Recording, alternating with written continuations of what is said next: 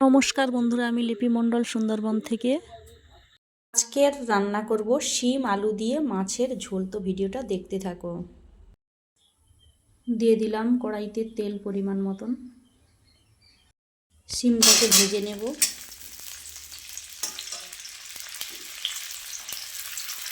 লবণ দিয়ে দিলাম, সামান্য হলুদ,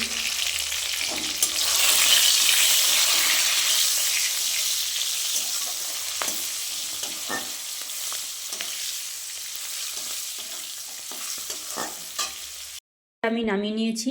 ওই তেলেই একটু জিরে ফোড়ন দিয়ে দিলাম, ভেজে নেব।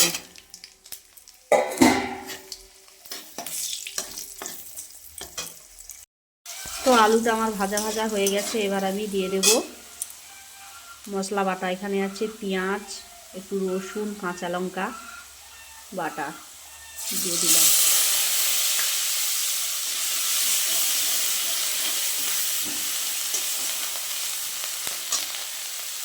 পর দিয়ে দিলাম টমেটো, কাঁচা টমেটো কুচি।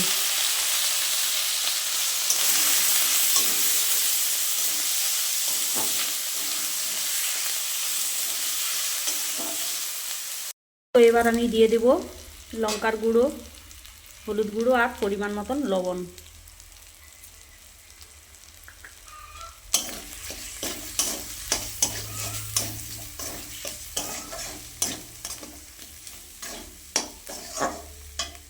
সামান্য একটু জল দিয়ে দিলাম, নিচে মশলাটা পুড়ে যাবে। তো ভালোভাবে আমার কষানো হয়ে গেছে। এবার আমি দিয়ে দেব জল।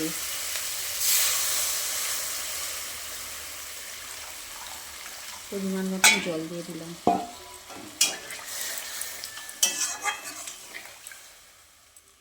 আমি শিমটা দেব না, আলুটা সেদ্ধ হবে। 5 মিনিট মতন আলুটা সেদ্ধ করে নেব, তারপর আমি শিমটা দেব। তো 5 মিনিট হয়ে গেছে। আমি ঢাকনাটা খুলে এবার ভেজে রাখা শিমগুলোকে দিয়ে দিলাম। তো আলুর সাথে শিম আরও 5 মিনিট আমি ঢাকা দিয়ে দেব, একসাথে সেদ্ধ হয়ে যাবে।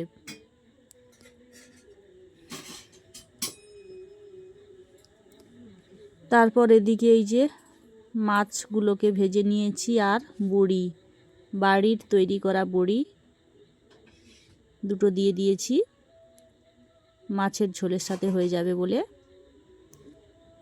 5 মিনিট হয়ে গেছে, ঢাকনাটা খুলে দেখব। তো শিম আর আলু ভালোভাবেই সিদ্ধ হয়ে গেছে। তো তারপর আমি ভেজে রাখা মাছ আর বড়িগুলোকে দিয়ে দিলাম ঝোলের মধ্যে। আরও 2 মিনিট ভালো করে ফুটিয়ে নেব। মাছের ভেতরে ঝোলটা ঢুকবে, ভালো করে 2 মিনিট মতন ফুটিয়ে নেব।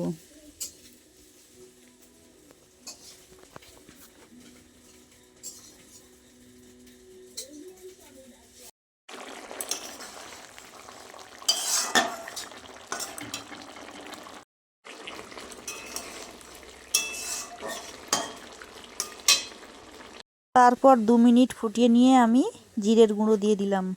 আমার কমপ্লিট বড়ি মাছ দিয়ে শিম আলুর ঝোল। তো রান্নার রেসিপিটা আমার কেমন লাগলো অবশ্যই সবাই কমেন্টে জানিও। টাটা সবাইকে, আবার দেখা হবে পরবর্তী কোনো এক ভিডিওতে।